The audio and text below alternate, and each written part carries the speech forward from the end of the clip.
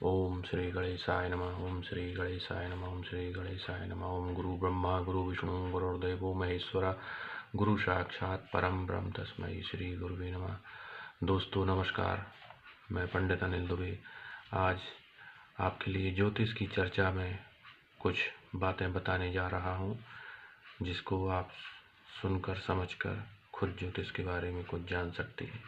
देखिए दोस्तों, ये हमारा 12 खानों का ज्योतिष का एक लग्न चार्ट है।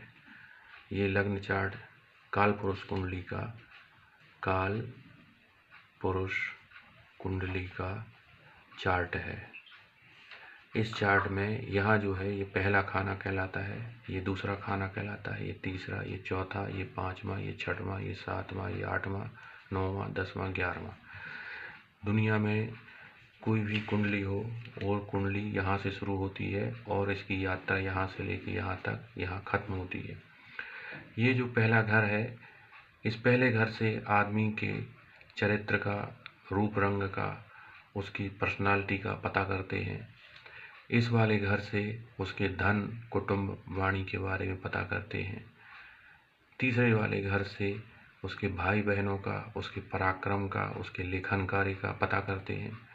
ये चौथा घर जो होता है उसके सुख साधन का होता है, उसकी माता का होता है, उसके जहाँ पर वह सोता है वह कितना सुहावना परिवेश में सोता है, गरीबी में सोता है, अमीरी में सोता है, अमीरी में रहता है, गरीबी में रहता है, कैसे जीवन जिएगा, शिक्षा कैसी रहेगी, उसके बारे में पता होता है। ये चौथा घर है।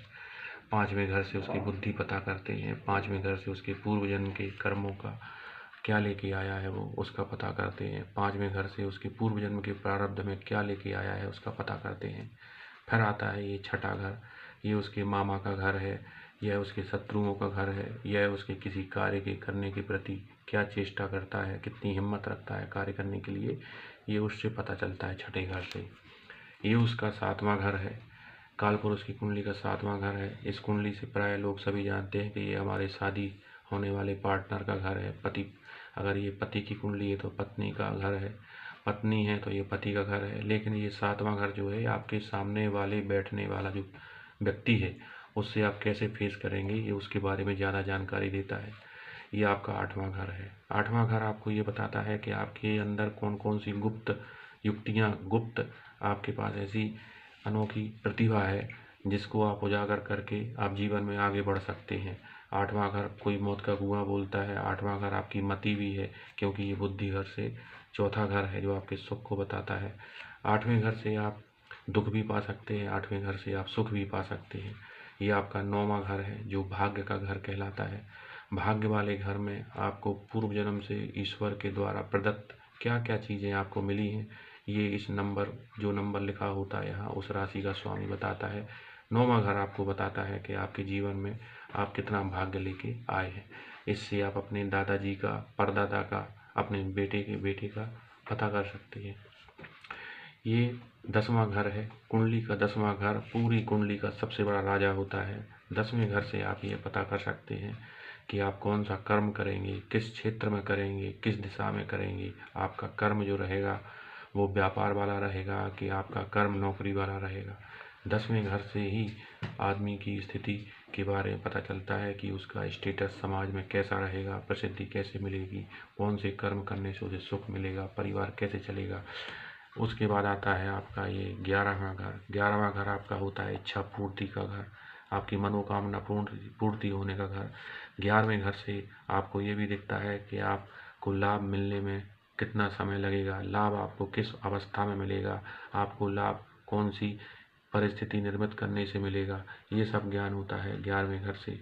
ये इच्छा पूर्ति का भाव तभी जागृत होगा जब आपका भाग्य जागृत होगा, आपके कर्म जागृत होंगे। जब ये भाग्य और कर्म दोनों कोशिश करने पर एकजुट होकर काम में आगे बढ़ेंगे, तब आपका ये भाग्य घर जागृत होगा।